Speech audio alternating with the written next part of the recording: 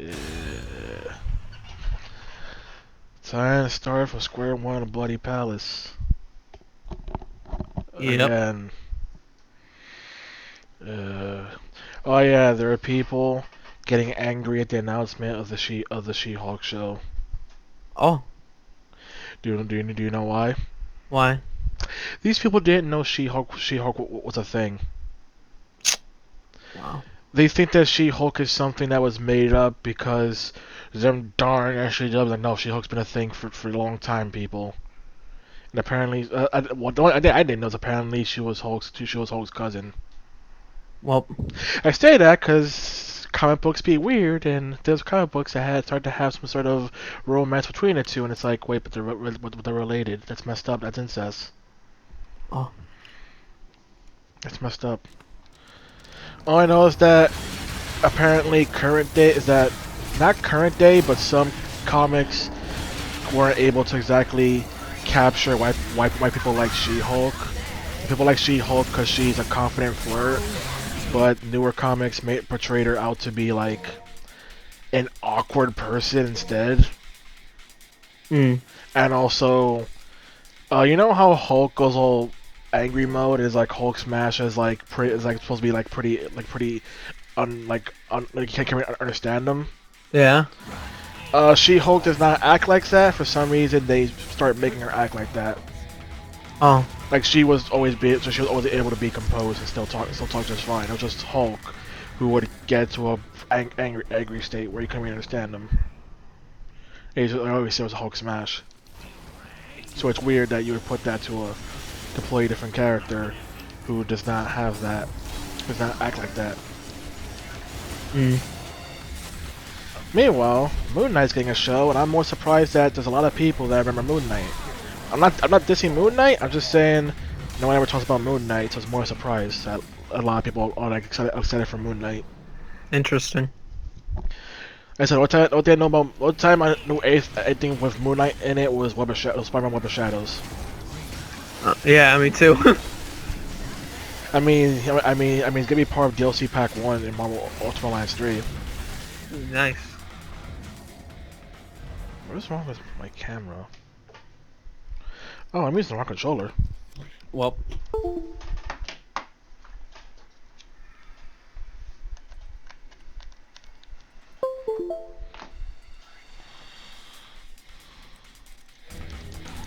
I'm using the wrong controller entirely. That's why camera's acting weird.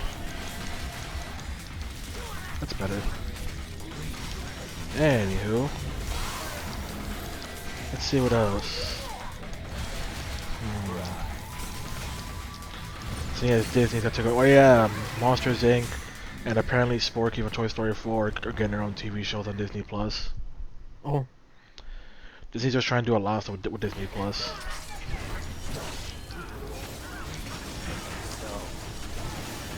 So yeah, just Disney Plus in news. And for some reason, people weren't expecting any Kingdom Hearts news at D23 when they're announcing this. But for some reason, they're like, yo, Kingdom Hearts fans, prepare for an announcement. It's like, wait, what? What would you even announce? well, Like, the Kingdom Hearts were generally just chill and, like, there's nothing to announce. Nothing to talk about. Yeah, it's like, nah, get ready to talk. It's like, what? So it's weird. Because no one has no idea what they could be doing. Although, apparently, they implied it does evolve on the mobile game, which is like, I don't, most people don't care about the mobile game. Like even the big Kingdom Hearts fans don't care about the mobile game. They just play it because it's part of the story. So you have to know, you have to play it to understand a lot of stuff. But even people who play the game say the game is not even a game. It's not even an actual game. wow. But it's where they cop out and add like Disney characters to freaking to Kingdom Hearts where they weren't in. Like how freaking Ralph was in Kingdom Hearts 3 but didn't have a world. And the mobile game's like, look, we added in a world for Wreck-It Ralph. That means it counts. It's like, yeah, but also like a huge cop out.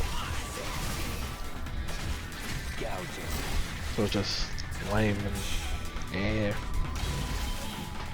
Especially since mobile game is now being delisted in places where loot boxes are being made illegal. Wow. So I hope you don't live in those places, otherwise you ain't getting the full story. Unless you want to watch YouTube videos about it. Speaking of which, someone making the most disturbing of takes. What? Saying that Kingdom Hearts 3's combat is as bad as Devil May Cry 2. Wow. That is the most you never actually played Devil May Cry 2, did you? Moment possible. The only way you would say that is if you did not play Devil May Cry 2. The reason people hate Devil May Cry 2 is not the fact that it's stupidly easy, it's just the fact that it's not fun to play. Like, yes, one of the most infamous things about Devil May Cry 2 is the fact that your guns are just so overpowered, but also the fact that it's just not fun to play. Wow. It's not a fun game, gonna be like, you can do stylish things in it, but it's so rare and like, you have to go out of your way to do it, that becomes kind of pointless. Yeah.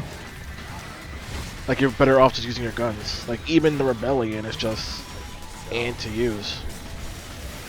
On top of that, you get like other swords, but they kind of also just play like the Rebellion. So it's like, what's the point? What's the point of having other weapons if they're all gonna play the same? In case you haven't noticed it, Buddy Palace also has a timer. Yeah. Despite the timer is not really an issue, so it's also like, what's even the point of having it? Because you're only gonna be running out of time if you're doing extremely bad. If you're doing that bad, you're probably gonna die first.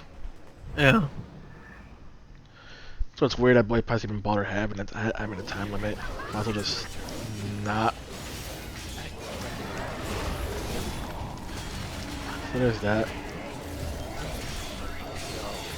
Let's see what else happened as of recent. Oh, that's me still getting my hopes and dreams of SMT5 news. I just want SMT5, that's too much to ask for. Apparently. Yeah, announced it when you finally showed off the Switch. I was super excited that night because I was like, oh my god, a mainline SMT game. Granted, not as if it was a long time since the last one, because I think 4 Apocalypse came out like that year or the year prior. Just more the fact that the first that's been freaking, the last one that came out on consoles was SMT3. And that was on the PS2. So we're excited about what can we do with current gen stuff. What kind of themes can we tackle? Will we have Law and Order? I said Law and Order. I meant Law and Chaos. But yeah, can get Law and Order. I want that Ice-T cameo. Just give me that Ice-T cameo. It'd be real cool. People really like Ice-T. Oh, anyway. Let's see what else.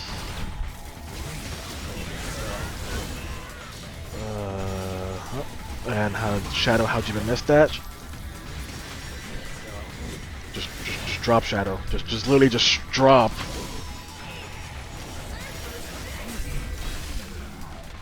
Anywho, what are the subjects? Oh yeah, the official news that Spider-Man is no longer going to be in the MCU. Seeing all the people upset. Because no, Spider-Man belongs in the MCU. Oh yeah, I read that whole spiel. Spiel, like apparently like today is like official news saying nah, confirmed, will not be coming back. People being like, this is horrible, and people being like, this is actually great news.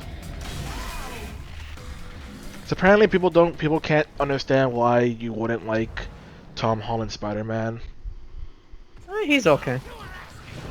People, from what I've seen, people who don't like him, it's more the fact that rather than having Spider-Man be Spider-Man, you just want Spider-Man to be Iron Man Jr. Okay. That's people's issue. Like even now, people who are like, but you can't get rid of it, are even saying he was supposed to succeed Spider-Man. Iron Man's like, but he's Spider-Man.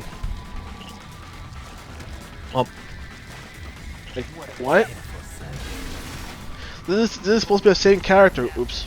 It's supposed to be the same character who in the comics was going to quit and acknowledge the fact that while he is a superhero, he's not like the most important superhero to New York.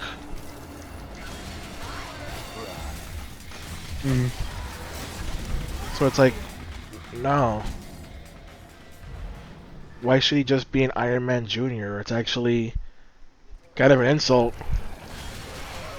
What's more insulting is the Amazing Spider-Man. rip Andrew Garfield. Listen, man, that Spider-Man is just. What are you thinking? I find it okay. Just okay. Just the fact that they made him such a huge a-hole and unlikable. Like, the idea they were going for was to be how in the comic books when Peter Parker became Spider-Man, he's all like overconfident and cocky. But Yeah. rather than being let's say overconfident like let's say Sonic, he just becomes an unlikable a-hole. Well, That's like why root for this guy. It's like when people mention another issue is the fact that people mention how freaking the death of Gwen Stacy in the movie was so tragic, and it's like it's also kind of a case of freaking Gwen Stacy being great but also being incredibly stupid when it counts. And Yeah. being like when he says don't go into danger, he's not trying to belittle you. It's like seriously, you could get killed. Stop trying to play with your life. see, that begs the question from what you said earlier. Who would you say is more stupid, Gwen Stacy or Mary Jane? Depends on which versions of the characters. Oh. Well, the only Gwen I know is from that movie, and I guess we'll go with the game Mary Jane. What the hell does she do? Oh, PS4 Mary Jane. Oh dear God, you wanted to go there. Yeah. The one that's instantly worse is freaking Mary Jane from the game. Okay, why? Not even a competition. What does she do? Freaking her stuff, the stuff she does, like she does stealth missions pointlessly against people who could kill her in an instant, and keeps doing it despite Spider-Man saying don't do it, it's dangerous, because you're just telling me to stop because you just want to take all the credit and because you're Spider-Man. It's like, no, you idiot, you could die. Another issue is the fact that she also tells Peter how Jameson is right, he should stop hiding behind the mask, because what's the point? And it's like, I don't know, keeping his loved ones safe? Making sure no one knows who he is and going, hey, capture his family and kill them? Yeah. Like you? Although then again, you're so suicidal, probably wouldn't even phase you. Like her whole point is that she's trying to show how independent she is by doing these dangerous things, but it's like you're just being an idiot. Well, Like freaking this actually I think it was like the final Mary Jane mission in the game has you sneaking around as you're trying to sneak around this museum, right? yeah. But then Mr. Negative shows up and all his henchmen start trying to take over the place to take the devil's breath, and freaking she needs help from Spider-Man in order to not get killed. Well, Like stealthing, she can't just stealth past them alone. She actually has to tell Spider-Man, "Hey, come here and take out this guy," showing that you can't just be yourself because it's incredibly stupid. And I remember the last one you actually do is where you're freaking breaking into Norman Osborn's freaking house, and how that one ends with her having to jump off a balcony and freaking hope that Spider-Man is there to catch her. God damn it. The way it's portrayed, it's more like she knew he'd be there. But the case of he still needs to bail you out before you got either arrested or worse, because it was Silver Sable, so she probably would have just killed you. And then she realizes, okay, I should leave the very dangerous stuff to the person with superpowers. Wait, no, it takes having to see Spider-Man almost die to get that point. Realizing he does not think he's invincible because he's not invincible. It's like, what is wrong with you? It's like, why such an unlikable a-hole? And even then, after learning this lesson in the main game, she still does at least one more freaking stealth mission in the first DLC. Well, It's like, what are you doing? Like, granted, Miles Morales' stealth missions are even dumber, because at least with Mary Jane, she has a stupid reason, but she does also help out in the end. While for Miles, it's the epitome of none of this needed to happen, Miles. Like, his first stealth mission is the fact that he's worried that he's gonna be late to the freaking homeless shelter because of the fact that Silver Sable has a freaking checkpoint. yeah. So he decides to sneak past armed mercenary and uses using the hacking app he created in order to distract them so he can take a shortcut. It's like, I think Peter and Aunt May will understand you got held up by a security checkpoint. You don't gotta risk your life for that. The other one is where he sneaks into a place in order to essentially get back this medicine that got stolen. That makes more sense. But then freaking Rhino shows up and it becomes a stealth mission to avoid Rhino, and also the worst stealth mission in the entire effing game. Because the Rhino has no set AI, so he can just turn around in an instant and immediately spot you. And here's the thing, when it comes to the stealth missions, it generally ends with the character like panicking and that's it, right? If you get caught by a Rhino, you get stepped on. Well, It's like the most dang. Because otherwise, usually they just hold their hands up, scared. It's like, dang, Rhino just steps on you. No hesitation, this man. It's also why I made the joke comment of maybe that's why the spider doesn't bite her in the game. Because one of the dumbest parts about the game is the fact that when Mary Jane breaks the Osborn secret lab, a freaking mutated spider grabs onto her and sticks to her for hours, and it eventually comes off and bites Miles ASAP. And it's like, that is the most contrived BS possible in order to explain how Miles gets his spider powers. yeah. And it's like, there's been versions of Mary Jane where she also had spider powers, so I understand why you wanted to completely skip over Mary Jane as well. Granted, it's probably because Miles Morales has become the more iconic one, as opposed to Mary Jane's being all spider powered. But still just weird. So yeah, that's the issues with Mary Jane from the game.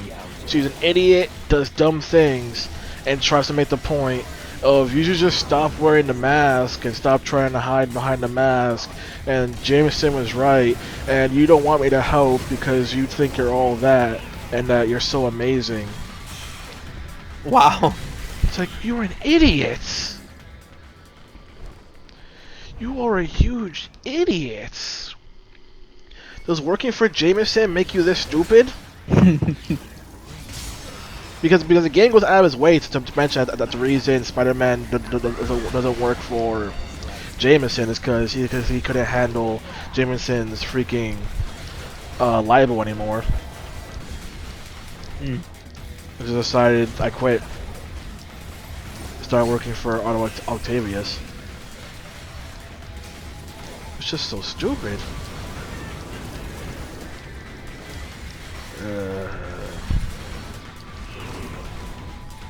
Any other dumb versions of Spider? Oh yeah, then there's also the animated series of Mary Jane. Yeah. I don't remember this fully because I was like, what, elementary school when I saw this, when I saw the entire saga. But it's an entire like saga made for the animated series that involves clones, and it made like this clone of Mary Jane that can manipulate water. Oh. She was completely a water clone of Mary Jane.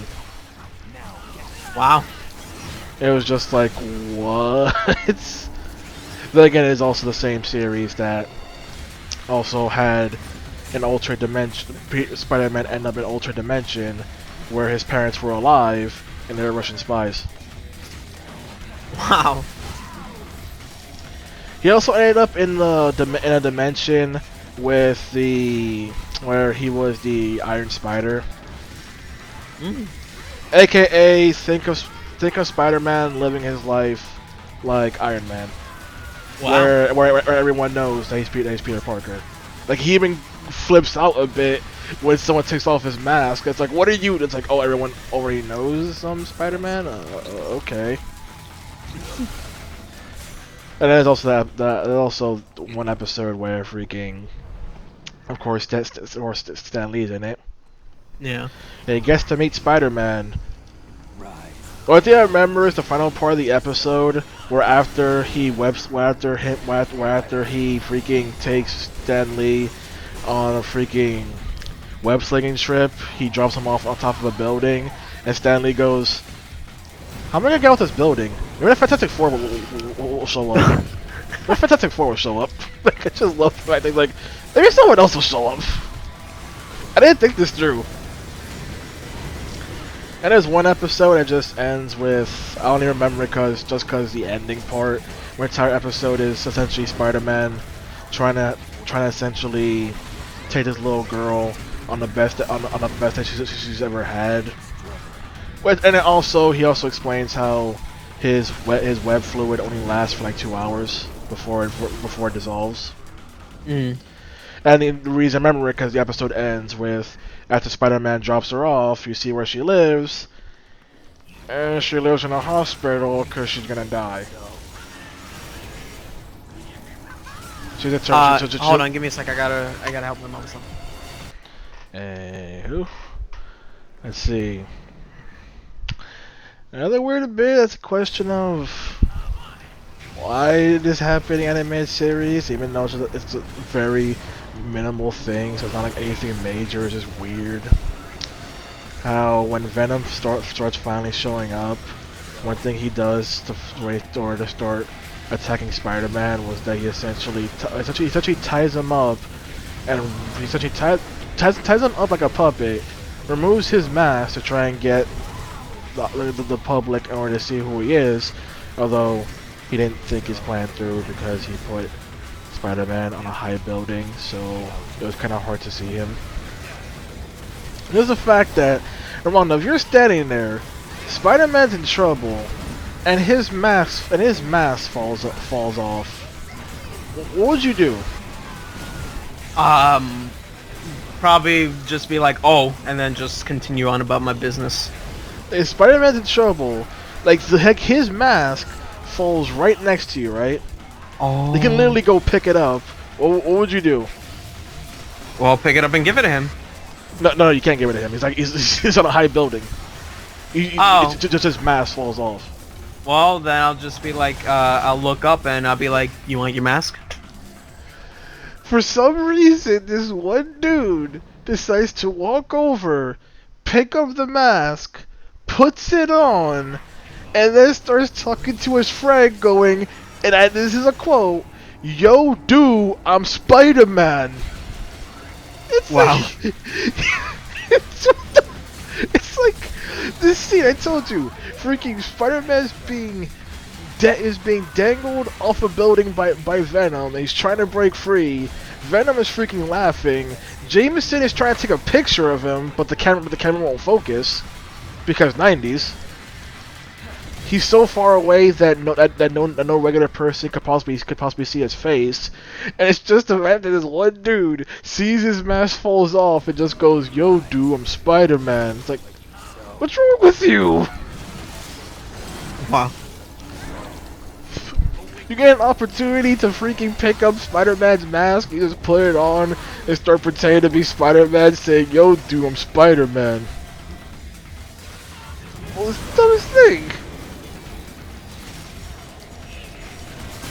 So stupid.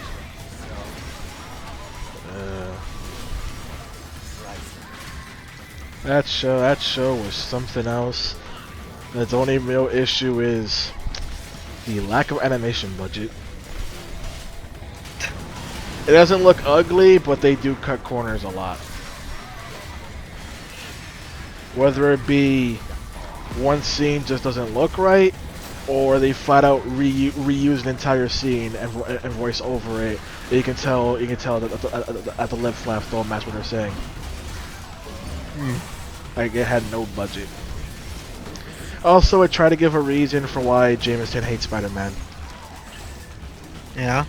He hates people. He hates people who wear masks. Who wear masks because his wife got killed by a masked person with a gun.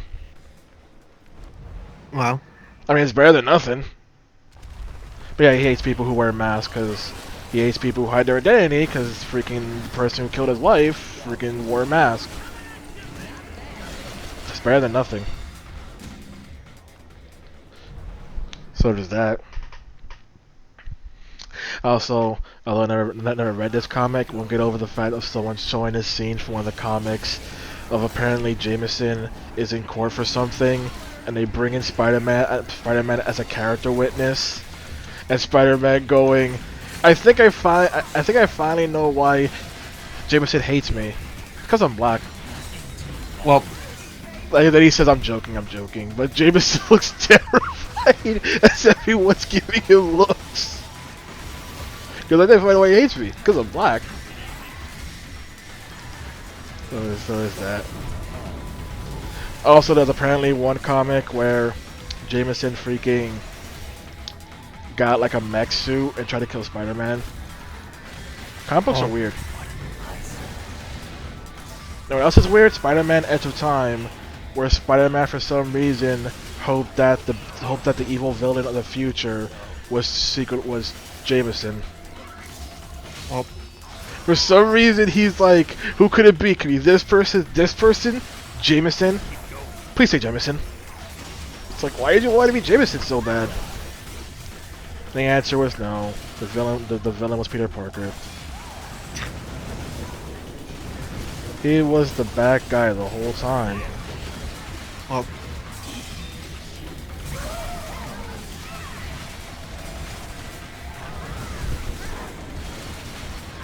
Oh yeah, you saw Black Panther, right? no. I just have two statements, one being my dad. Still forever hating Black Panther. Well, And my brother just freaking perfectly describing the Black Panther movie. Our brother's like, finally a movie with a black lead that won't just be about, oh, I have daddy issues because my dad abandoned me. As we watch the movie, Wakanda is basically just his dad. He's upset that his dad didn't love him. well, That's like, well, you just pulled out Black Panther in a nutshell. Wakanda is basically just an absent father. It's the same thing. It's just this guy's demanded to a country. It's I'm the pretty same sure thing. his father died in the Captain America Winter Soldier movie. No, the joke is the fact that basically the way the relationship with Wakanda is essentially the equivalent of a movie where you have where the main cat where a black lead is upset because they have daddy issues because their dad abandoned them. Oh, okay. his joke is it's literally the same thing, only now the quote-unquote dad is the entire country.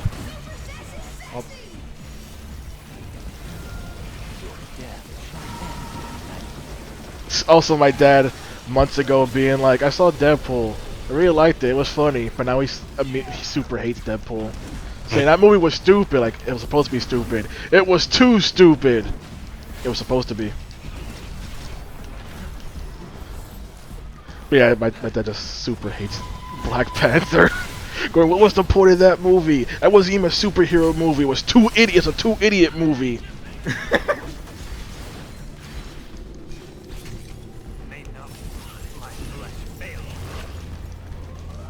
This is bad. Griffin, can you do something about this? Griffin. The hell? I have to hit the ball in order to stop this, but it's not exactly reliable to do as V, because, you know, I can't fly up there.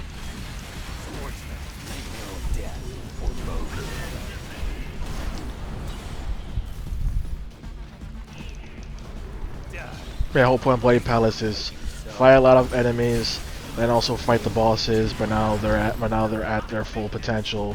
So this thing fights me on the same way it fought Nero in the main plot. As opposed to that one mission with V, where the bosses were super nerfed.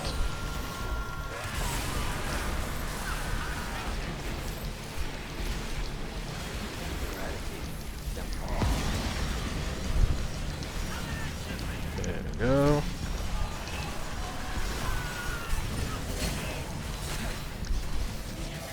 So how do you feel about Disney Plus essentially so far advertising itself as not only a way to consider the MCU, but also a way to try and revive some of their old Disney Channel IPs? You know that picture, that meme from SpongeBob, where Mr. Krabs is like, "I like money." Yeah. That's my answer. That's See, Disney in a nutshell. yeah, but I mean specifically Disney Plus. I like money. Like not only using it to try and continue present projects, but also using it as a way to essentially revive older projects.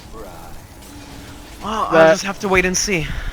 is rather questionable, because like, do we really need like a Lizzie McGuire sequel? Did we need High School Musical, the series? I don't know. They'll have to do something pretty awesome to attract my attention.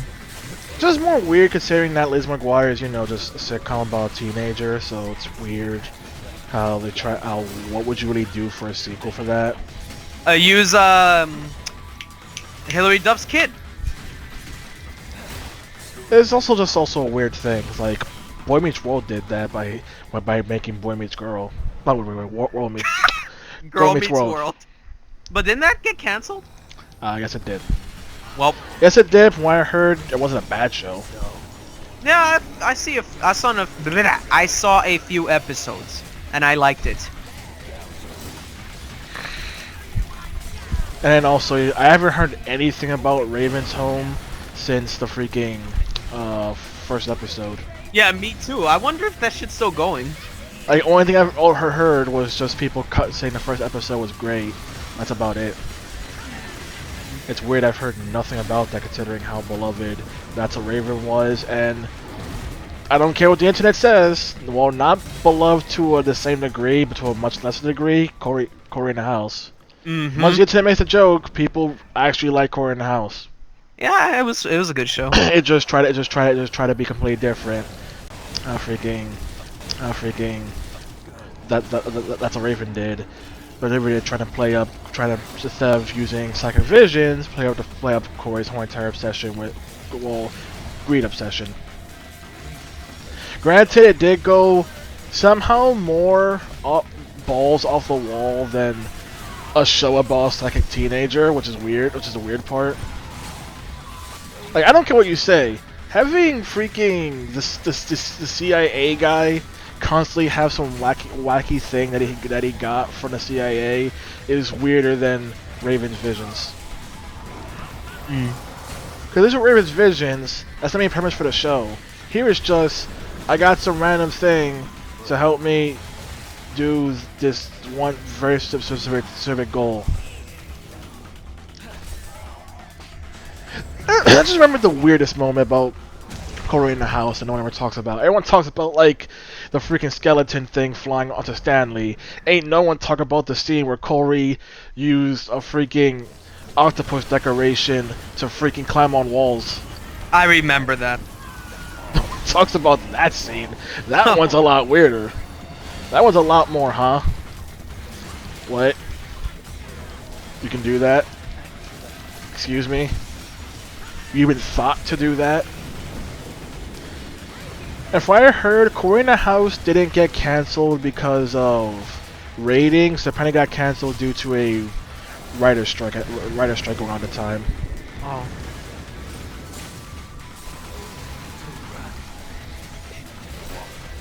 That's the tidbit. Seeing as they still tried their best to pretty much try and market newer shows based on what Kyle Massey's fame, like Fish Hooks. Oh yeah, I remember that. They promoted the crap out of that, going, "Hey, look, we're Kyle Massey. You remember Kyle Massey?" Now, what's an old show you like that you wish didn't get canceled? I don't know if any of the old shows I liked were canceled. Want to try and name a show? I'll try to see if it's canceled or not. Does it have to be Disney specific or any? It could be anything. It could be anything. Because when I have mine is Disney censored. It's also a very obscure show because once again it got canceled. But those who saw it really loved it. Okay, well I'm just gonna say one that you told me was canceled that I never knew. Code Lyoko. Oh yeah, that one got canceled super hard. That's why the final episode is so rushed. I never noticed that at that time. Yeah, I only noticed it when I was rewatching it, and like when I was in high school, and I went like, this final episode goes super fast. It suddenly solved all the problems. Like suddenly they went from we can't get William back no matter how hard we try to oh he's perfectly back now and just in time for his parents to show up. Convenient. I tried watching the live action one, but I couldn't. I didn't even want to try. I saw like 2 episodes of the live action one, and I was like, never mind. William is fucking weird in the live action one. I mean, the characters were all weird in the original pilot. Like Kolyoko was first shown, I think it was shown at a convention. I think, not exactly sure, but I saw the original pilot for Kolyoko. It was weird. Mostly because they didn't have the same budget as the show, so the CG version, so Lyoko looked incredibly empty and weird. And the only person you saw in Lyoko was Ulrich. And for some reason, he had really fat legs, and when he was in Lyoko. Also, Yumi had her psychic powers in the real world for some reason. Really? It was just weird.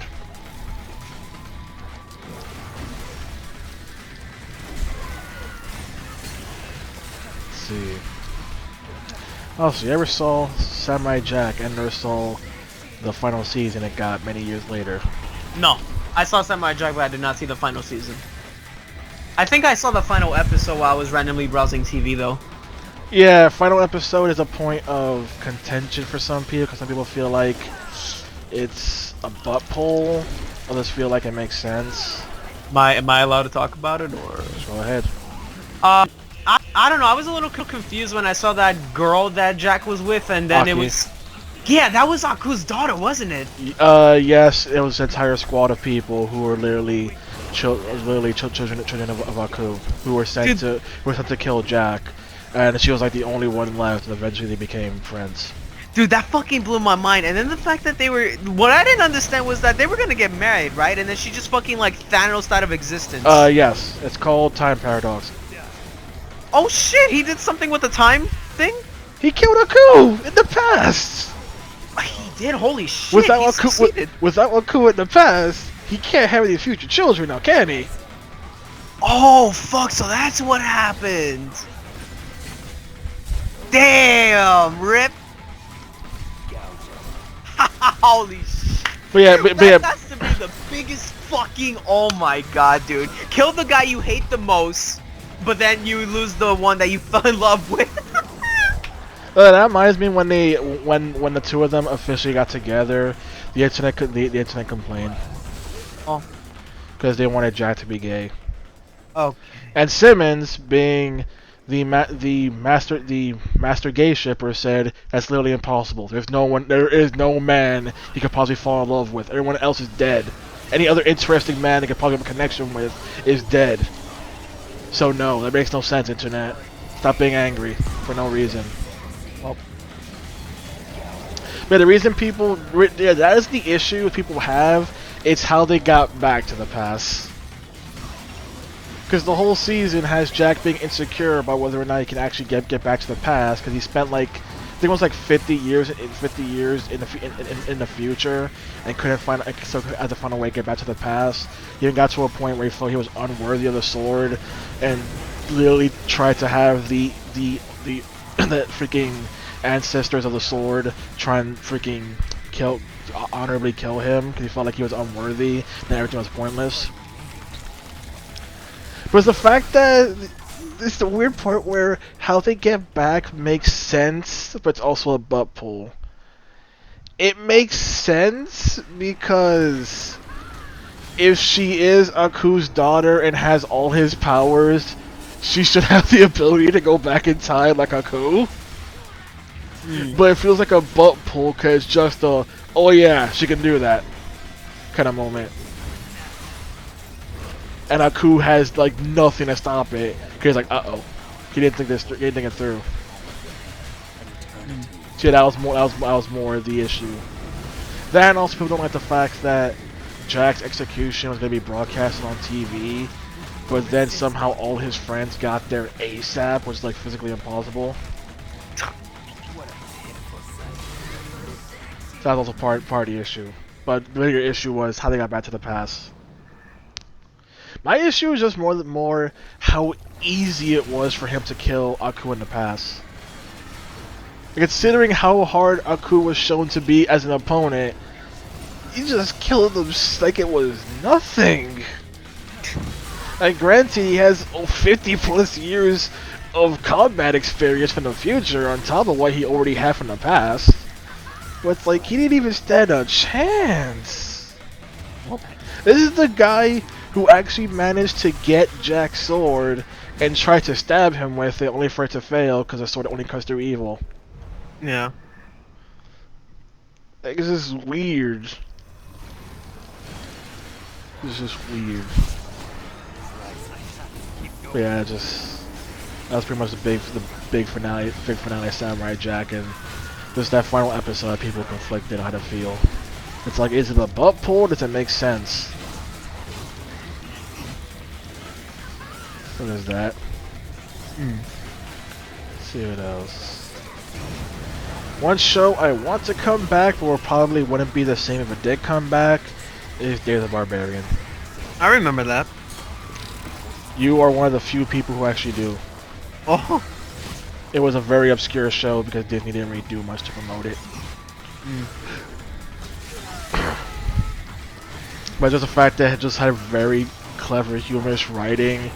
Is the epitome of weird, especially when you take lines such as Dave managed to make a homemade megaphone with a squirrel, some string, and a megaphone.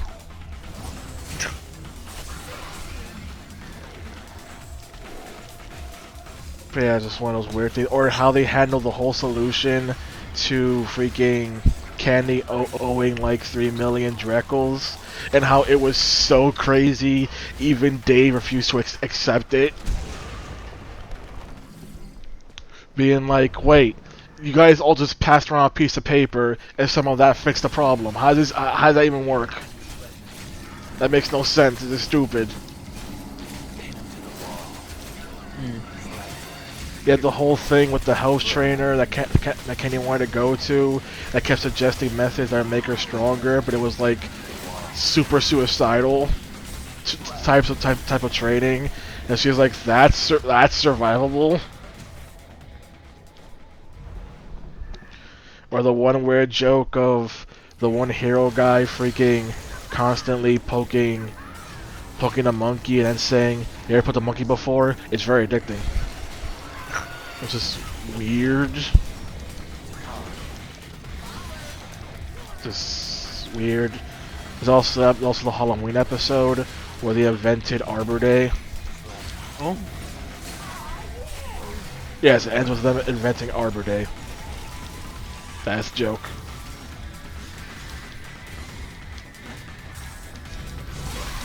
The episode where Dave was in charge and kept wanting to make all these ridiculous rules that people hated. And at the end, he mentioned how he was going to make everything back to normal, but then wanted to keep one rule, so the entire town just charged at him. Or the one where Chuckles made a Dave robot, so they reprogrammed it to attack him, and it specifically said, "I'm gonna turn you into bacon mist." He just goes, "Ew." That's his response. "I'm gonna turn you into bacon mist." Ew. Or the one thing that I wish I could always get a clip on hand to quote, Chuckles giving Dave a fork and going, "Here's a fork so you can eat your words." Well. Or the one joke that took me years to get, and once I finally got it, it's just a very dumb joke. Lay waste. Where Dave had to be taught to be a barbarian, and the instructor kept telling him to he has to lay waste over there, lay waste there, and when he can't lay waste anymore, he has to continue to keep laying waste. And Dave just kept laughing, going, "Sorry, but laying waste." At the end, the person eventually got it and went, "I get it," starts laughing, and Kimmy was like, "I don't get it." Now I get it. It's a very immature joke. It's a poop joke. Yeah. It's just a stupid joke. Then the best one is that guy who came from the future and wanted to rule Ujergoth thanks to his freaking video games. Well, and he had 2 episodes, like one ruling Ujergoth with the video games, and the other one where he tried to rule everything through a pun book. It was just ridiculous. It also helps that he was also voiced by, I think his name was Richard Horvitz, and would you get away from me? Well. Richard Horvitz, who voices Billy in Grimmaster Billy and Mandy. Hey! I mean, he also voiced Zim in Invader Zim. Oh. Yeah, I can see it. I mean, he's a pretty much well-used voice actor for cartoons.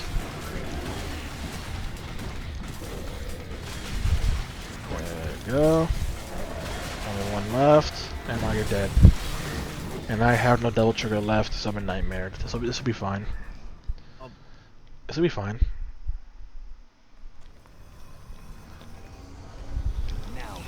This may not be fine. Pull out the book, start reading. Enjoy some literature. I guess I'm a nightmare again. Shadow, how'd you miss that, guys?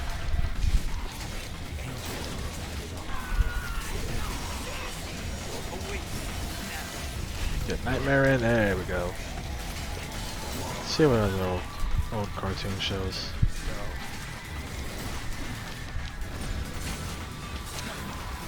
Okay, it's a different topic that's still based on more show base. Here's a question: you ever had a show that had a scene that the scene was like the most random thing in the entire show? Like it felt like the show suddenly swapped genres for a second. I feel like I have. I just can't remember. Granted, the only one I think on top of my head right now is more from freaking anime called Toradora. The entire show is based off a light novel, and it's very much a romantic comedy series, right? But for one scene, you have this whole entire arc that's building with a character who has whole entire pretty much self-worth and goal points of question, started doing bad decisions because he just pretty much just went F it, and F it, he just pretty much just gave up on life. Then person confronts the female lead confronts the person who's the reason for it, which is she pretty much made him feel completely worthless. And then they have a fight. Thing is, this is a romantic comedy, right? Mm-hmm. So it's very weird when it pulls out a super well animated fight scene that looks like it belongs to a different anime. Oh. It's one of the most infamous things about Toradora, where it just suddenly has a super well choreographed and animated fight scene for no reason. You didn't need this in here, but you put it in there, and it's just so random. It's like how freaking another rom-com series that's heavily on Lute's side, Girls Bravo, on the finale of the anime, also has a super well animated choreographed fight scene for no reason. It's like, what is the point of this? Did you guys just go with the last episode, so F it, let's just have a super dope looking fight? Cause it's jarring, mostly because the finale isn't exactly great to begin with. Like, it feels so rushed in the sense of nothing really makes sense. While the manga version of the series, the ending actually does make sense. Which is weird that things are just kind of happening. And part of things just happening is, hey, there's a super cool animated fight scene. For no reason. Enjoy. In your lewd anime. We only 10 minutes earlier had an entire scene with at least a good 100 naked women on screen. Suddenly super cool fight scene. Battle tits. No, they weren't naked in the fight scene. It just started out because they teleported to a different location, and where they teleported in the middle of a giant public bath area. Oh. And the reason I say 100 women is because it's an island that's 90% female. Ooh. You see, the show has a premise that immediately ignores the premise, which is a weird part of it. Like, the premise is the first episode the first episode starts out as being like being a freaking, I don't want to say isekai because it's technically not a different world, just another planet. Either way, another planet that's 90% female. Main character gets sent there through literally just magic. There's no explanation to the magic; it just happens. And also because of the fact that there's 90% female, a good first chunk of pretty much the entire plot of the first episode is him trying not to get freaking, what's the right word? There is no other right word. Raped. Oh. Because they make the point that because there's only 10% males on the planet, whenever people find a male who's single, they immediately hunt that motherfucker down. Well. And it becomes flat out, we're getting into literally sexual assault territories here. And I don't mean that as a joke. I mean, one of the jokes is the fact that after he meets the female lead, he meets her sister, and the sister starts freaking analyzing it. Not analyzing, wrong, intense word. Freaking checking him out, then proceeds to knock him out in a punch to the stomach, and then starts trying to proclaim him as her husband. And then most of the episode is spent running from hundreds upon hundreds of women. Well, you would think that's a good indication that the main character doesn't get the hint until two like 9-year-old girls start trying to marry him. oh no, oh no. And then the female lead goes, yeah, by the way, there's only like 10% men on this planet, so Everyone here is thirsty as crud. But I say to immediately drop it because after the first episode, we will never come back to this planet until the finale. Oh, The rest of the show takes place. Like, granted, you do have more characters from there, and you do get snippets of the place, but it's inconsequential to the whole grand scheme of things. The whole place takes place on our Earth and not on their Saren. Like, even in the manga, they don't really focus on the location, on that location.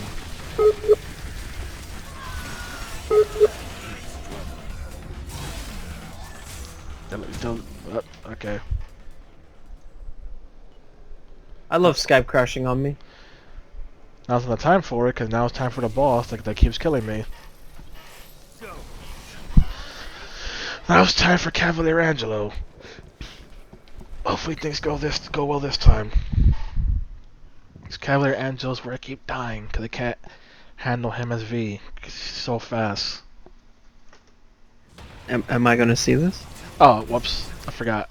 Skype resets that.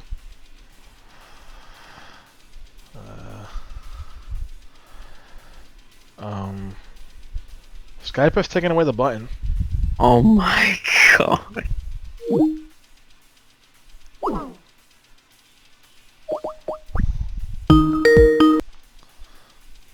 Let's see.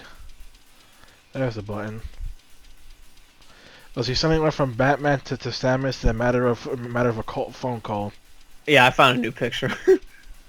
No, I mean when you called me earlier, it was still Batman. Then when I call back, it's Samus. Oh, okay. That's what I mean. In a matter of phone call. Took a hit. That's bad.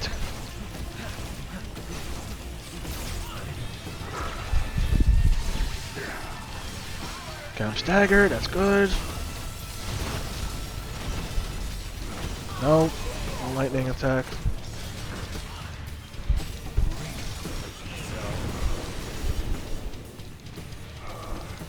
He's getting tired out, wide open for attacks. AoE attack. I'm gonna get rid of Nightmare because that attack only hits if we're near.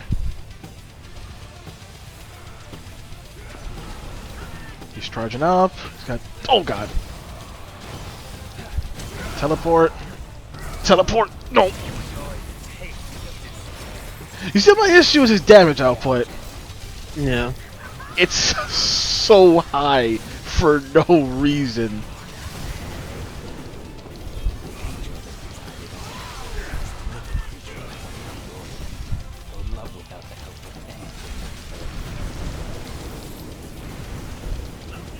Okay, get rid of Nightmare. Oh god. Oh god. Oh no. Oh, you kidding me? Jesus Christ. Oh god, I needed Shadow. Shadow, wake up, Shadow, wake up, Shadow, wake up, Shadow, wake up, Shadow, wake up, Shadow, wake up, Shadow, wake up, Shadow, wake up. Oh good.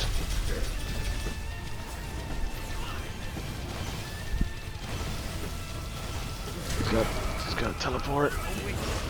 Get Nightmare to cancel. It did not cancel animation, but I avoided it anyway. Staggering, get the book out, get more double trigger.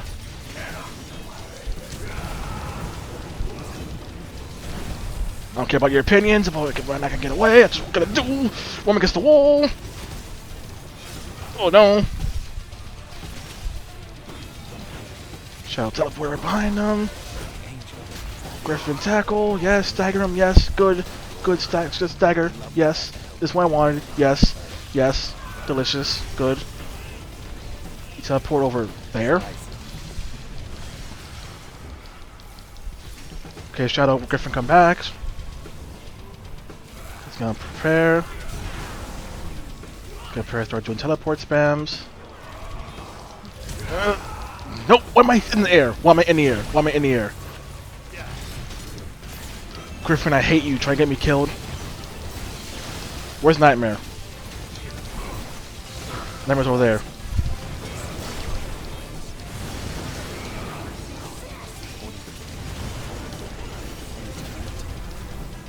Get rid of Nightmare, because it's too far away for it to matter. Okay, it's gonna be bad, because I need Nightmare to freaking help me out here. No. I'm in here.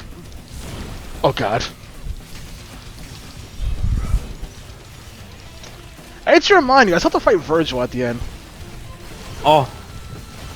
I don't even know what the stage 80 boss even is. Just reminding you, the finale of this is fighting Virgil as V. And you saw how Virgil is. Yeah.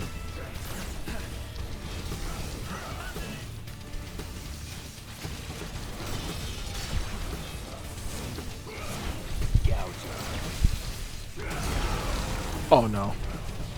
Okay, I still have Shadow.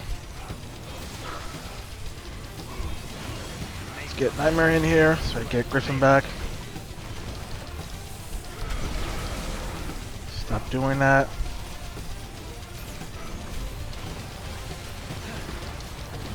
Get away from get him.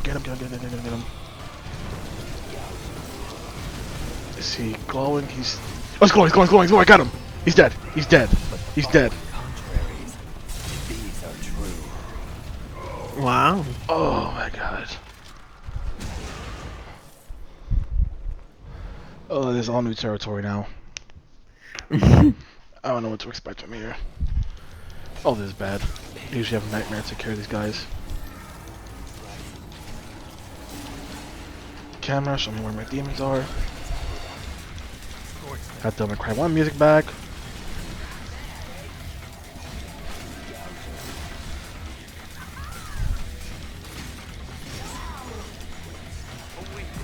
Nightmare, get in here. Get the book out. Oh, okay. You know, Sonic the Hedgehog over. Get off of him. Are you kidding me?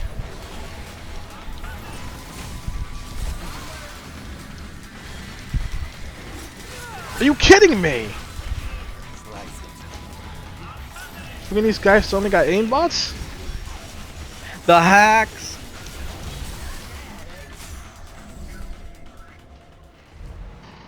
Oh boy.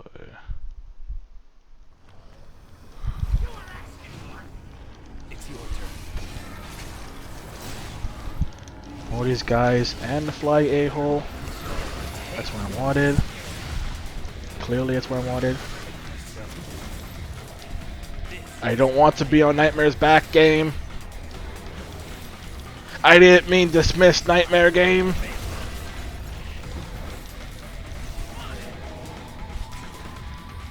Stun him, so Shadow can take care of him. There we go. Get rid of you.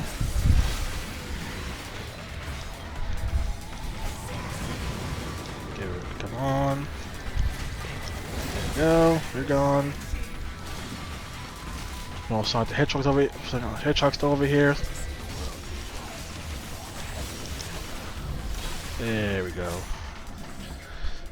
There we go. Since now try the other topic.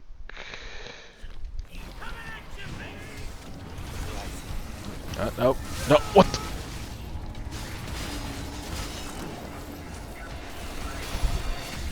That's what these enemies. Why is your AI suddenly getting a whole lot better? And how did freaking Shadow miss that? Oh my god. Oh my god.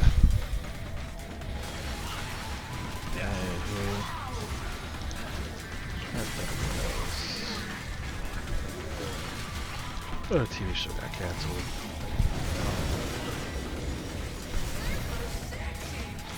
Here's a different question. How do you feel about a show having an ambiguous end?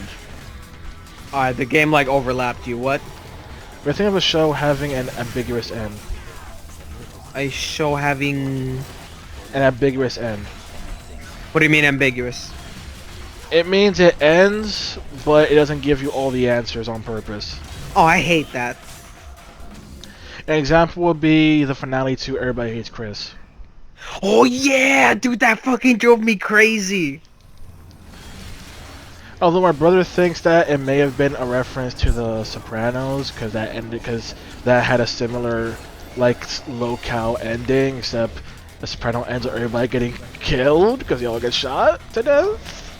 Oh, So that's sort of not gonna happen and everybody gets Chris. That'd be super random. Yeah, I feel about something that ends in a way that's supposed to be like a make you think moment. no, I don't like that.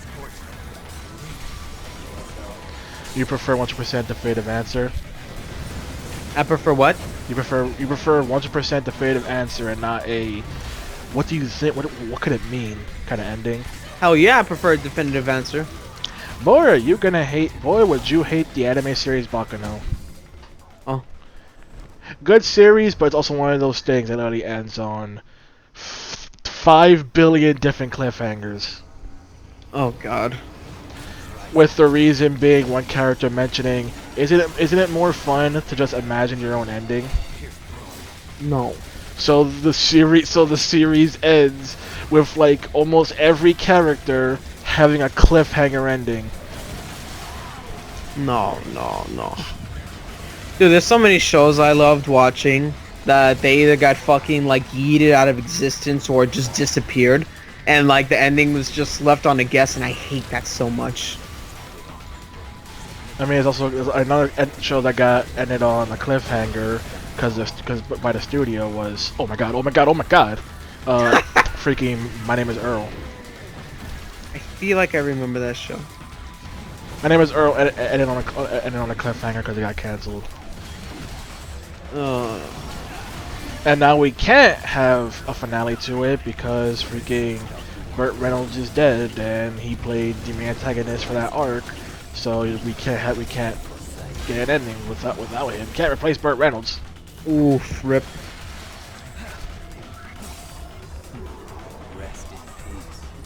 Basically.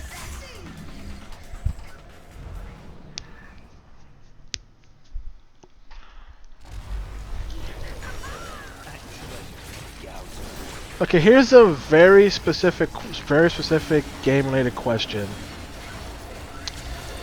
Okay, which would you rather have?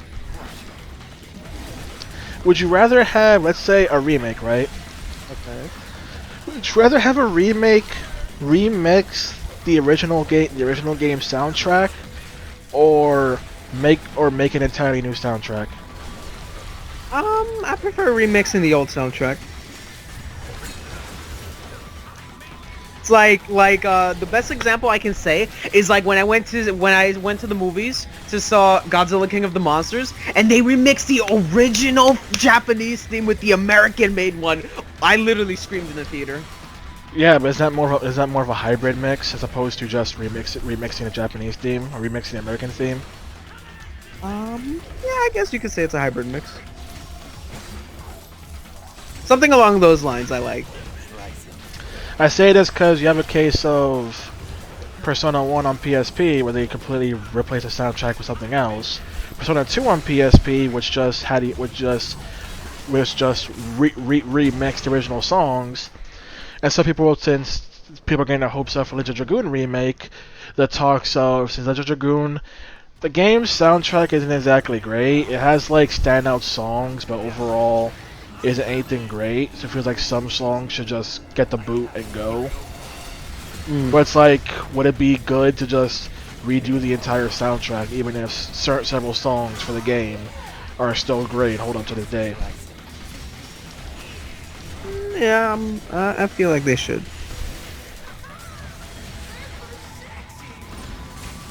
Should you remix the soundtrack and hope that by remixing the songs that were bad become much better in the remix, or just completely replace the song entirely? I prefer hybrid. Hybrid's not gonna work in this case because there is no alternate version to the song. It'd just be the song. So then we do it. Remix. Yeah, remix then. The alternative is throw it out entirely, or remix it and hope that the remix can make the song good. Because there are some remixes in this world that actually made songs like worse. Okay, Sonic wise.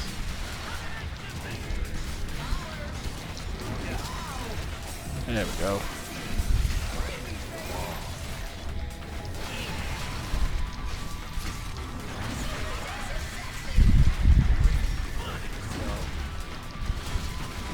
Get my book out. Never mind. I need to kill this guy. Get rid of Nightmare. Come wasting double trigger now. Kill this guy.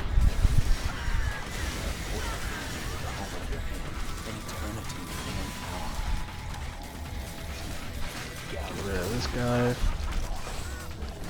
You're still around somehow. There we go.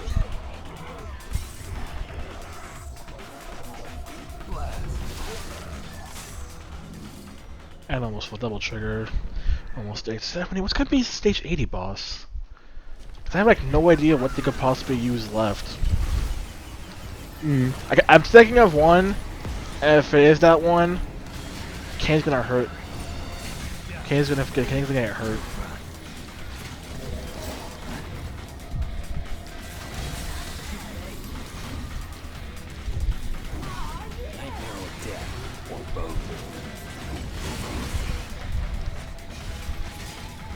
Go. Get you.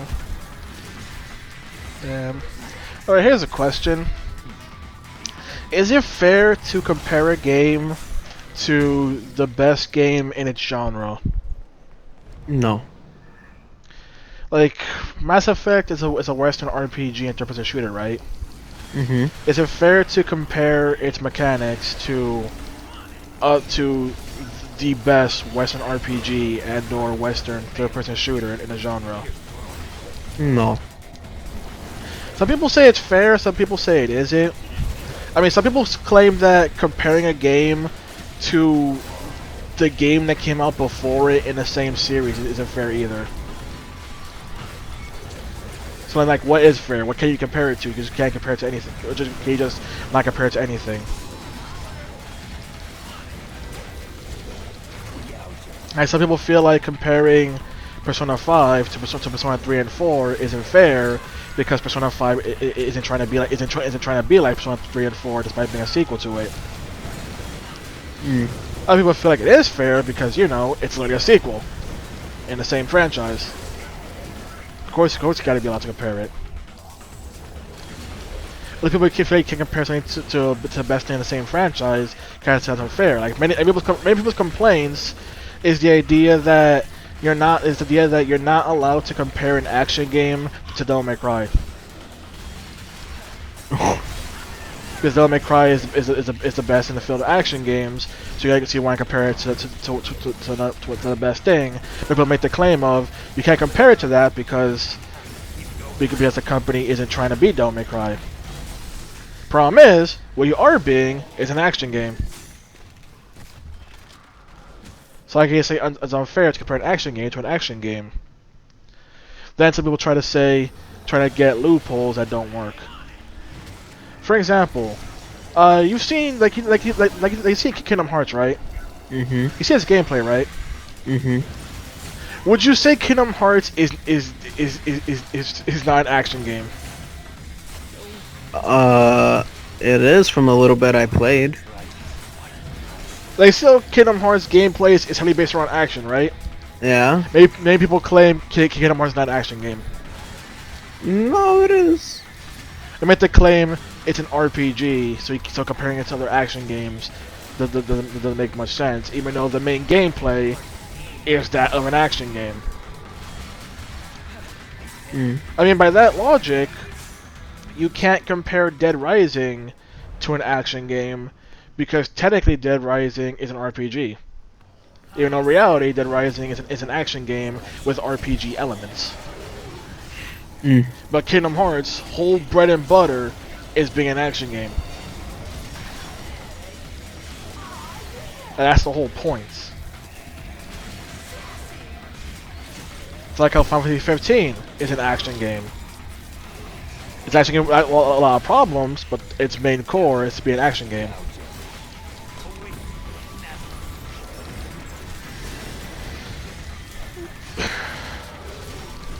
Nope.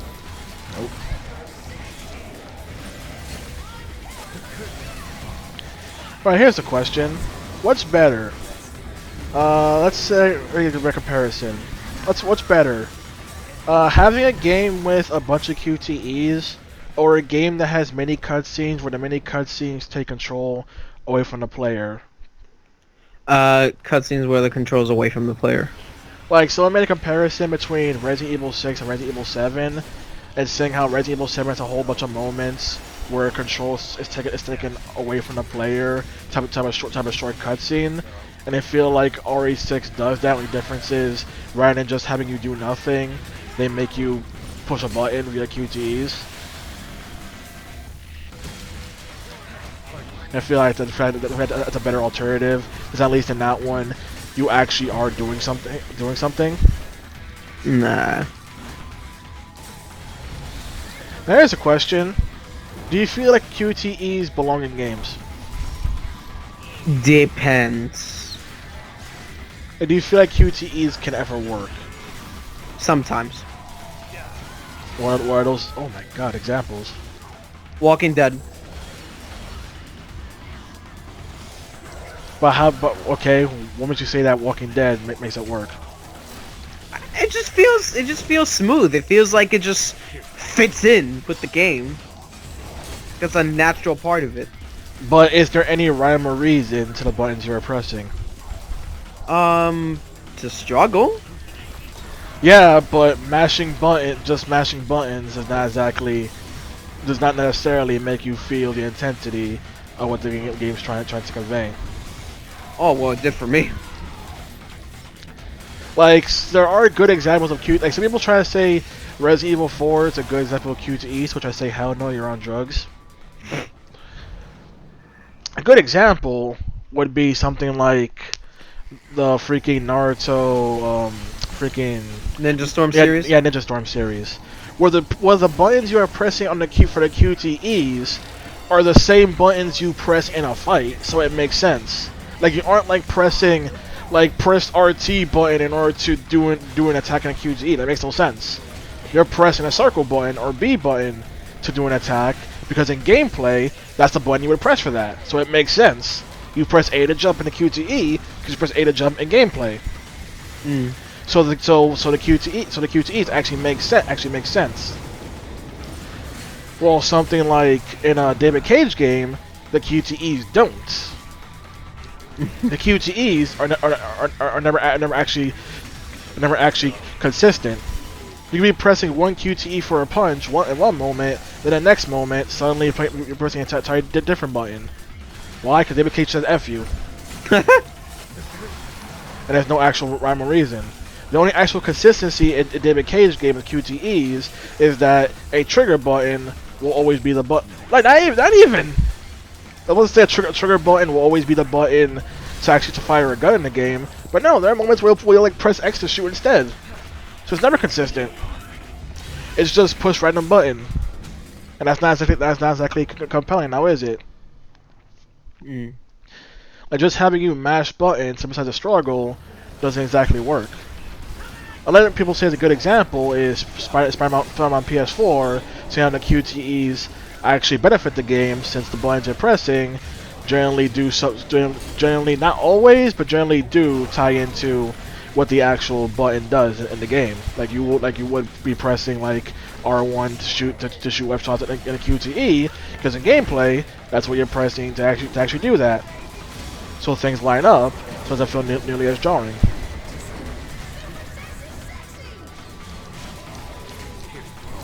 Because for many people, they feel like QTEs just have no place. Because it's like, what's the point of literally going, here, press this button, oh you die, oh you died. You died. It's your fault for dying because you didn't push this button. My biggest grievance is Bayonetta 1. Where they're not pressing a QTE, gets you killed, even though the button you're pressing has nothing to do with the actual how the button actually functions in gameplay. Yeah. That's why I forever hate that one QT where it tells you to press the square or X button to jump. But that's the shoot button, so why would you ever consider it? Oh my god. Why would you ever consider it a jump button? That makes no sense. You're not trained for that.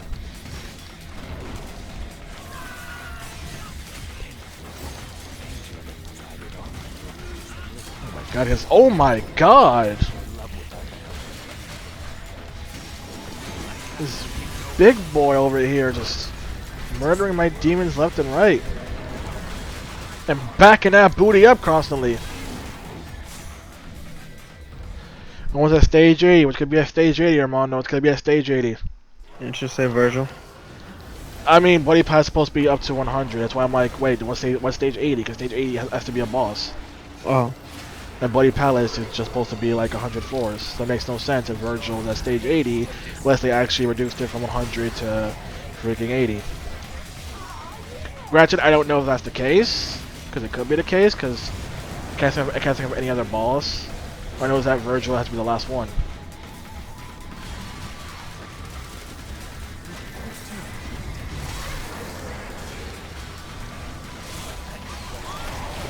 Come on. That. Oh.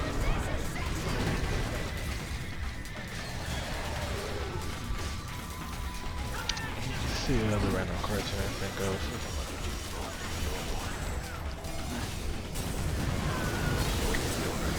Oh yeah, there's whatever happened to Robot Jones. Oh yeah, I remember that. There's sheep in the big city.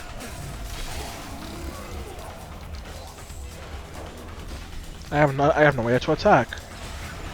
Fear my power. Oh my god.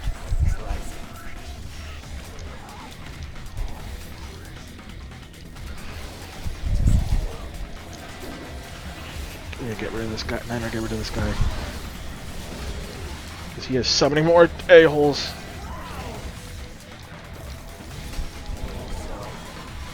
There we go.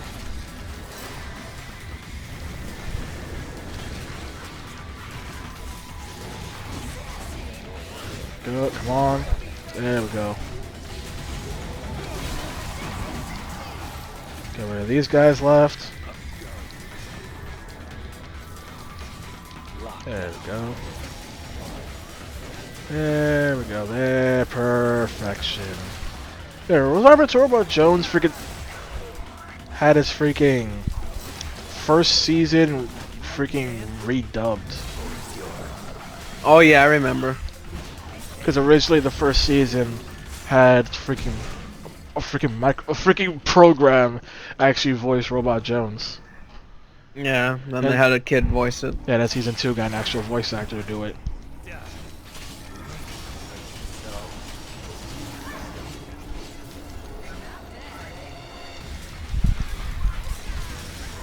Okay, here's a question I probably asked at some point, but I can't remember. So in Japan, the voice acting industry is taken very seriously, right? Okay. And there are cases where they will completely have a character be removed or never used again if the voice actor passes away. Well, they're used again, but they won't have them be voiced.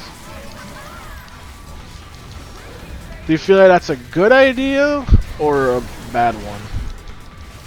That's bad. The idea that is that for any reason this actor can't voice the character, then we won't use them. Put them for someone else. Huh? Try putting them for someone else then. But that's the problem. They feel like that'd be disrespectful to recast the character. Like the example is Kingdom Hearts 3. Like there's times where they do it and they don't do it. Example being, at Kingdom Hearts 3, the actor for Xehanort, both the English and Japanese voice actor passed away before Kingdom Hearts 3 came out, right? Oh. So the voice actor, so the character got recasted, right? Mhm. But then in the same game, the Japanese voice actor for Phil from Hercules passed away, so they just left the character with no voice. He just doesn't talk at all. Oh. And it's weird how you'll replace the main villain. When it comes to this character, you won't. You just do nothing. Or how, for example, with Sega, how in America they'll freaking constantly replace Sonic's voice, but in Japan, it's been the same voice actor since the beginning. And to this day, the Japanese voice for Sonic has never changed. Yeah, in the West, they'll be like, yeah, sure, whatever, get some new person. Really makes me wonder what's gonna happen the day the Japanese voice actress for Goku dies. Yeah. It's like how people felt like Dragon Ball Super was gonna end, was gonna end because the Japanese actress for Bulma passed away. Yeah. People thought like, well, that's the end of Super. They're not gonna recast Bulma.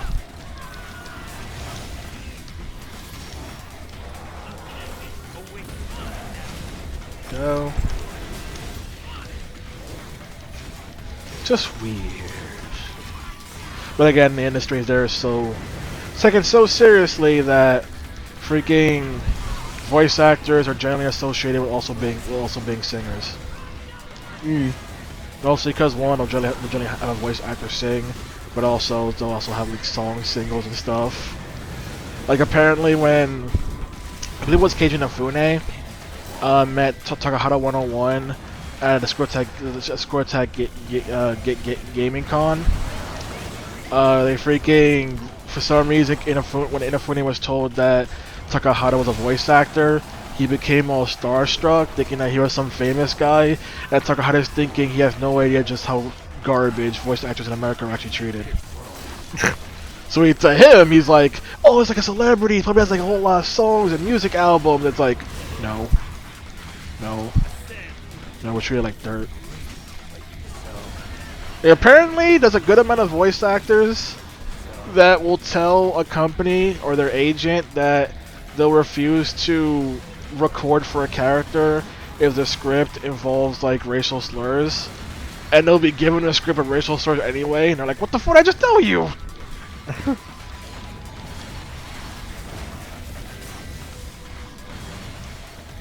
Hey, remember people said that the game Mafia 3 was racist because some enemies in the game are racist towards you? Yeah.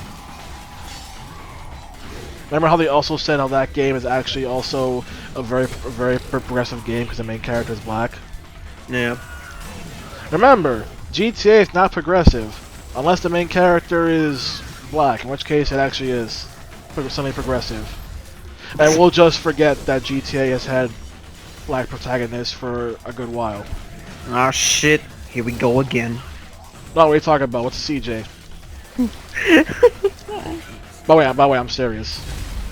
God damn it. People tried to when the Overwatch comics said how Tracer was gay. People were for some reason blown aback of that means there's a gay character in the box. Like, think of a game box. Think of a game box with a main character who's a minority, and it's like GTA San Andreas, GTA 5. Like, nah, that doesn't count GTA. What's stage 80? Let's see. Don't you fucking dare. Okay. I knew it'd be a chicken thing! I knew it! I knew it! I knew Cam's gonna have a bad time with teleporting chicken! Dude, like, the fucking amount of time it was white, I thought it crashed. No, that's just 6 watts for the boss. It always does that.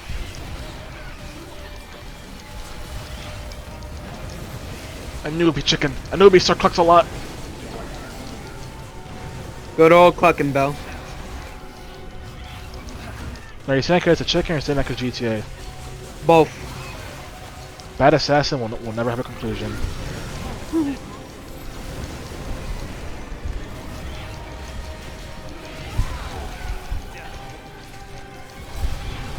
Okay, I want to go on my book, but I can't think of save time. They're not save time to tell the book.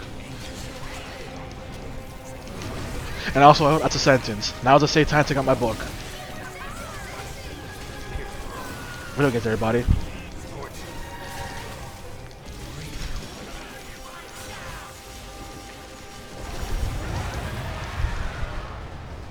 Okay, it's almost half. No! Ooh! Whoa. Punted from the ground!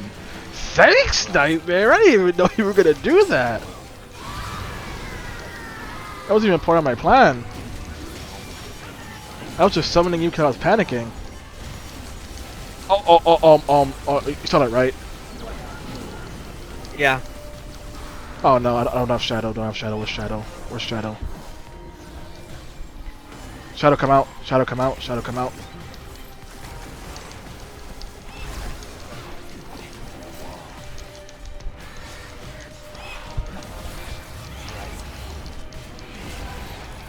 But now I realize this boss isn't as bad as I thought it'd be. It's only as bad with Nero because you have to get close to it, and being close to it is why it's most dangerous.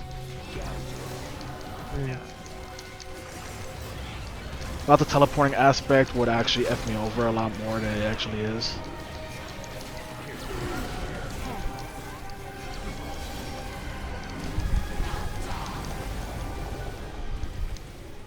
Okay, where's she coming from? Where's she coming from? Where's she coming from? Game.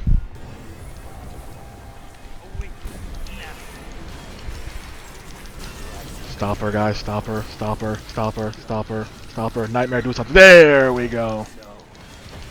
Now we take out the book. Now we read on her. We read from the Divine Comedy on her.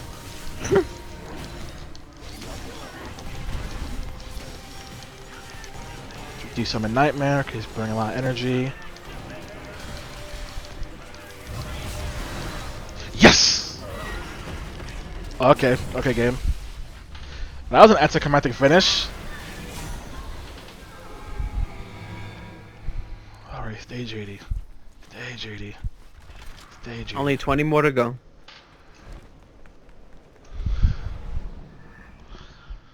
Oh god, I'm gonna think of how I'm gonna handle Virgil. Whoa! Usually enemies pop in. They just already out. They're just like, yo, what's up? We're already here. Performing for you. If you killed Griffin, I'll kick your butt.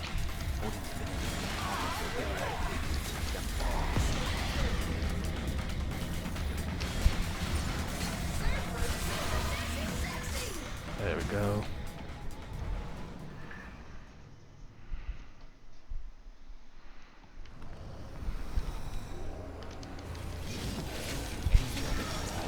See now, these guys have to pop in.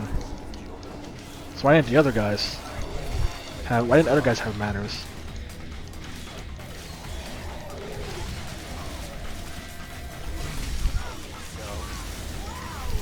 Okay, here's a question: how do you feel about extra modes such as a boss rush mode? Such as what? Boss rush mode. That's cool. Do you feel like more games should have it? Yeah.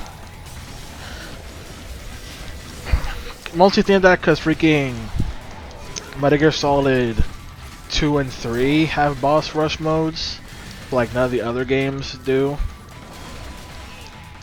It's like, well, none of the other games have something like that. Or how Bloody Palace isn't really a boss rush mode. Or how the 3DS version of Ocarina of Time actually added in a boss rush mode, but the freaking Majora's Mask remake didn't. Or how Skyward Sword actually had a boss rush mode that was tied to you getting like extra cool stuff for doing it. Although it was weird because the best prize for doing it wasn't like the one that required you to beat all the bosses for some reason. And the reason you do it is to freaking get the Hylian Shield, because in Skyward Sword your shield can break, but the Hylian Shield can never break.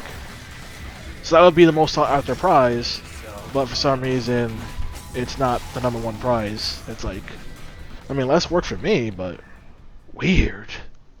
At the objectively best thing is not the highest prize. Okay, how do you feel about time trials? Um, sometimes they're cool. I remember how Uncharted 4 put in time trials, but that actually bit the game in the butt super hard. Mm. It revealed how much of the game is based around the story and not the actual combat. And even then, the combat section, what the game classifies as a combat section, was also super short. Made you realize where the emphasis on the game went. So actually, more backfired for it. It made it look worse than better.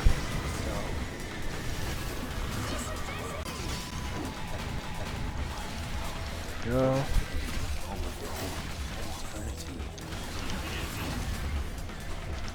Go.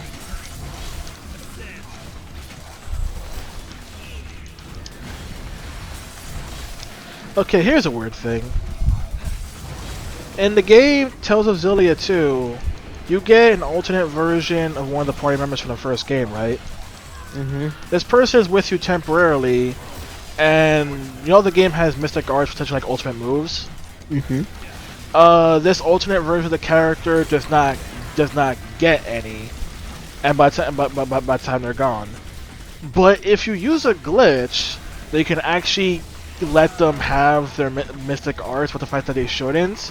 And the weird part is, in both the English and Japanese versions, it's completely voiced. And not only is it voiced, it's voiced in the way that alternate version would say it, and not using the same voice clips as the main version of the character. It's like, why is this completely fleshed out everything, for it can only be accessed by literally glitching the game? Like, it's so weird. Like, having it work is working is one thing, but having it be fully voiced and kept that glitch in localized version as well. That sounds like a more effort than anything else. More effort for something you're not supposed to see. Speaking of which, are you allowed to criticize a game for things that the developers didn't intend for you to see? Probably. An example given is Persona 4 was made on the PS2 and was made for CRT TVs at the time, right? Because PS2 is not an HD device, right? Mm-hmm. But in Persona 4 Golden, they increased the aspect ratio of the game, allowing you to see more, and you're able to see like bad animation, bad points of animation. And that was because originally, in the original game, you wouldn't see it because that part of the screen would be cut off. And so they kept it the same in the re-release on Vita, but now you totally can see it. And people are saying they're not allowed to criticize the game for that because we're meant to see it. Like there are points where characters will just walk through walls because in the original game you wouldn't be able to see the wall. Mm. So you feel it's fair to criticize the game for that? No. How about in the case of Spider-Man PS4? We told you about the Mary Jane section where you're able to call down Spider-Man to help you, right? Mm-hmm. Thing is, they didn't anticipate the player trying to constantly look at Spider-Man. So when Spider-Man goes away, he just pops out of existence. Because they didn't expect you to keep looking at him. They expected you to call him down and not look up, essentially. Mm. Can you fault that? Because it's not a bug or anything. It's not a bug or anything. They put it in the game. The fact that they didn't want you to look up because they didn't think, why would anyone look up? That's like, so we don't want to look up because they want to go where does Spider-Man go? Oh, he pops out of existence. That's where he goes. He goes to a black hole. The Spidey hole.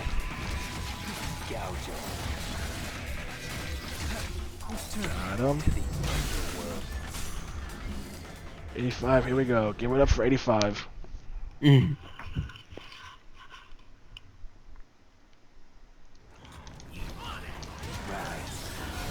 Give it up for round 85. I'm told my health. I had health earlier. It's gone now. Oh, so look at that timer. Wow. See, I bet the timer's not an issue. Yeah. So it's a question why it's even there. I have over an hour to do this.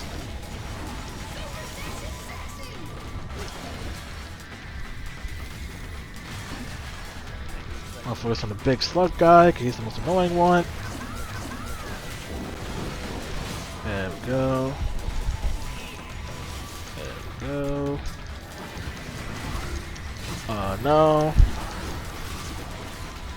Alright, what do you expect to see at Tokyo Game Show this year? I don't know. No Japanese company whose stuff you care about? Not really. Nobody at all. Not really. Not even the company whose game I'm playing right now. Capcom, I mean... I guess... I don't know, maybe fucking RE3 remake, but that's about it. I mean, they did get those RE players. Gotta have them do something. We shall see. It's a different question. Do you feel like it's pointless to for a company to have like a whole lot of teasers, and stuff for a project, wanting for a project to be something new and something you never even heard of? So it's like you're getting me excited for something I literally know nothing about. No, not really. Like Sega had the big teaser for Humankind, and then we saw it at Gamescom, and it's like nothing we've ever seen before. So it's like, what was the point of all the teasers and stuff? It was for something we wouldn't be able to recognize, even no matter how hard we tried. Mm.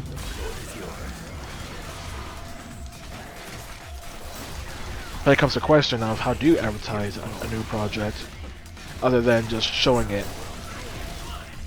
Teaser trailers. I mean, technically they did that. The fact that their teaser trailer was like 3 seconds long. Oh. And their teaser trailer was literally just a heart rate monitor. Then it became a freaking GPS location that highlighted the first place where the place where the first human corpse was found. And then it was like, oh, it's a totally new IP that's all about human. It's pretty much a civilization clone. Hence the name Humankind. Mm. But it's just weird that they're trying to get people hyped so much for something that they would literally have no idea what it's about. So it's like, how would those teasers really get them excited?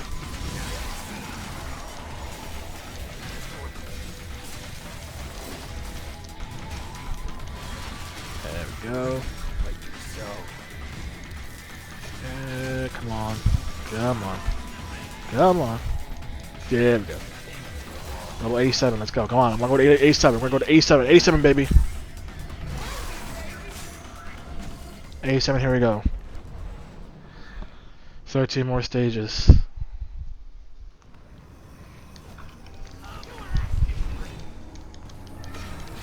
There we go. Get Nightmare out in here, because I need his help for these.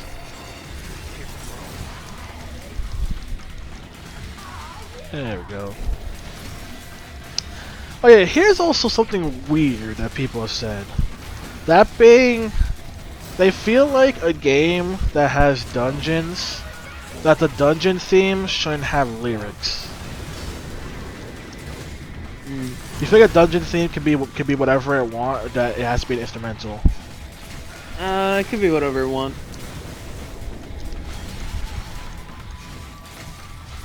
Look at someone brought up freaking a dungeon for Persona 5, which is which only one dungeon in the game has where the song has lyrics, and I feel like other people like it because it stands out because it has lyrics. Other people feel like a dungeon shouldn't have lyrics. It's like how when people didn't think that Master Destruction or Last Surprise were Persona battle themes because what RPG has battle themes with lyrics.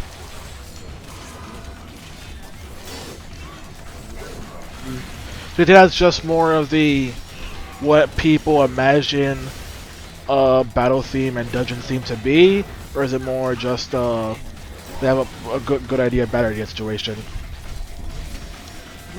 Probably a good bad idea situation. Granted, one time I can see it as a bad idea is if your game relies on audio cues. Oh my god! You're trying out to be Don't Cry 6? Just freaking one-shotting my demons. Oh my god, he did it again! Stop that! You get Nightmare out here, because I'm tired of you.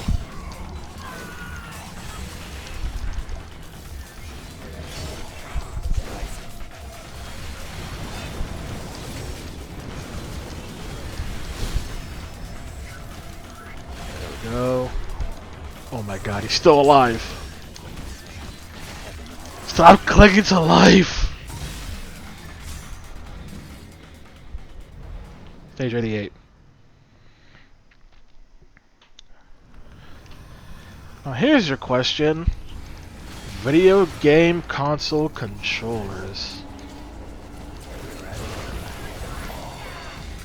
What Console would you... controllers? Yes.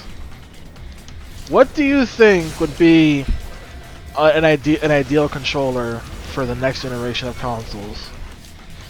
Like, what features do you think it should have, or do you think it shouldn't have? I mean, the only controller I've ever used mostly is an Xbox controller, so that's pretty much it for me. Pretty much, I'm in the camp of a PlayStation 5 controller should not try to do what the PS4 controller does, which is have a whole lot of gimmick stuff, but then it doesn't benefit the player in any way. It just becomes more annoying. Example: the PS4 controller has a light bar.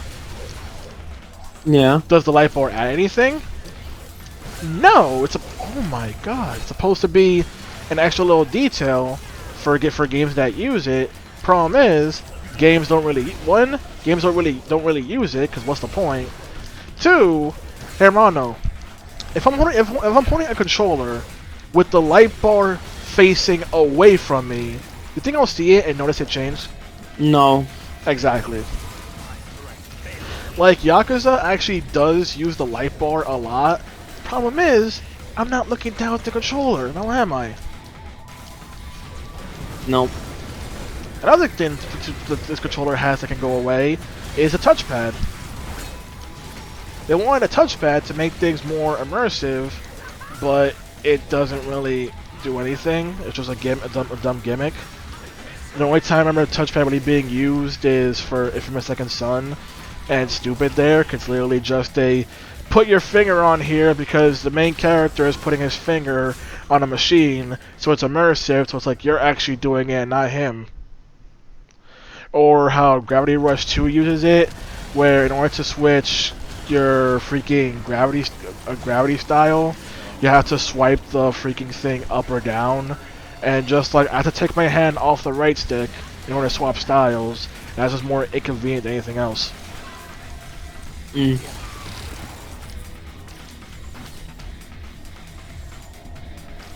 Another thing that's also underused is the PS4's freaking speakers. This controller also has speakers that's also rarely used. I've only ever seen it used twice. Once in Metal Gear Solid 5, where instead of talking to you to the TV, the characters will talk to you through your controller, or in freaking... A what? Oh. And I asked for this. Why we suddenly get a boss on the 90th floor? You just feel, hey, we have one boss left, might as well use him. Prepare you for Virgil.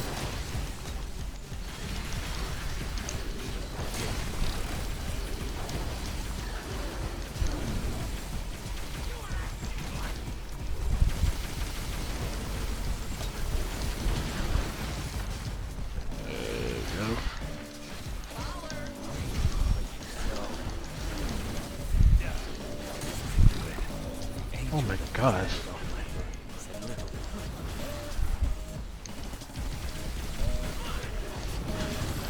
I need to get near Shadow.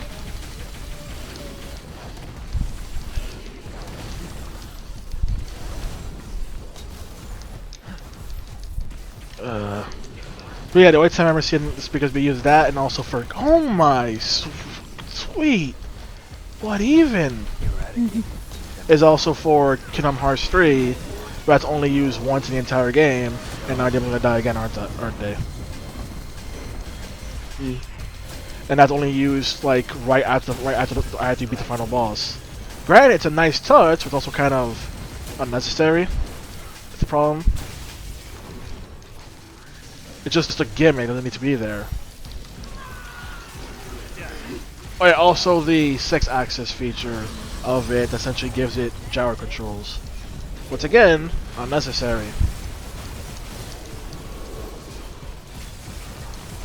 It's just like how Nintendo puts a whole lot of stuff in their controllers, and the features are generally not needed, and just feel more bloat than anything else. Something that actually that the player actually benefits from. And I have no demons left. Oh boy. I have one demon left.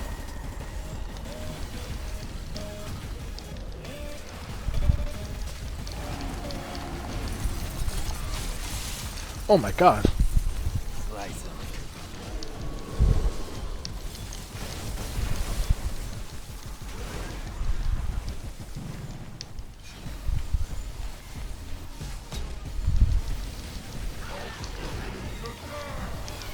You guys get back here.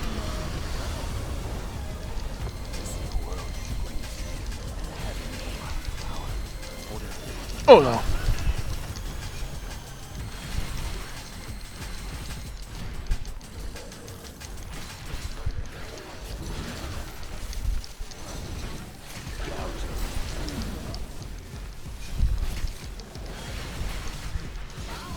I'm dealing so little damage, it annoys me.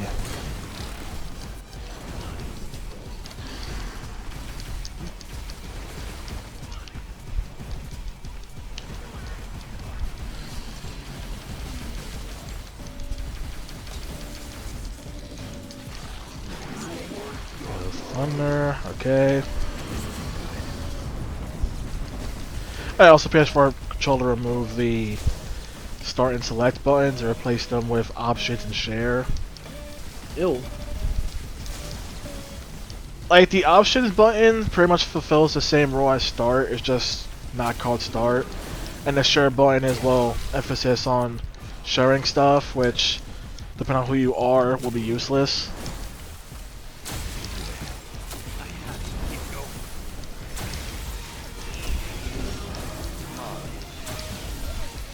God. He's gonna go change that. Get over here, guys.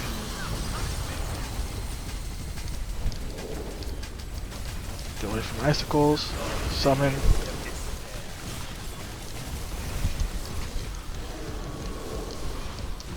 Okay. Okay. This guy's not even halfway dead yet. I just realized that.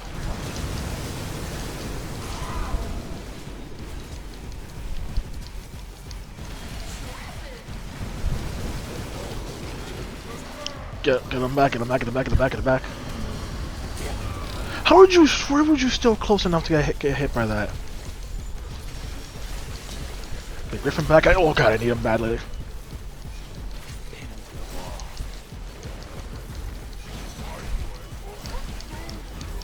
I just realized, are you covered in fart gas? Oh no. Armando. This isn't advanced BS. This is Dante must die BS. You see, Devil May Cry games, it's starting with Devil May Cry 3, that purple aura on the boss means, imagine if a boss essentially just went double trigger. Wow. That's why he's taking so little damage. Imagine if an enemy just went double trigger.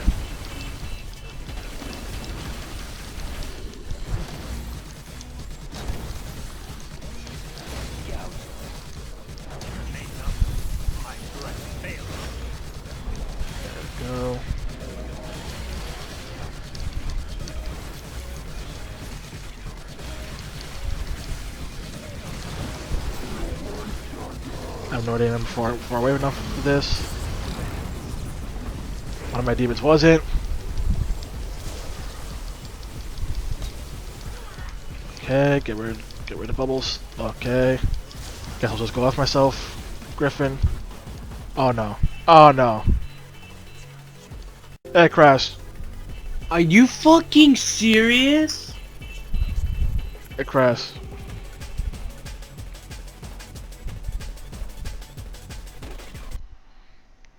What the fuck? Hey, Crash. For what reason? Is this Crash?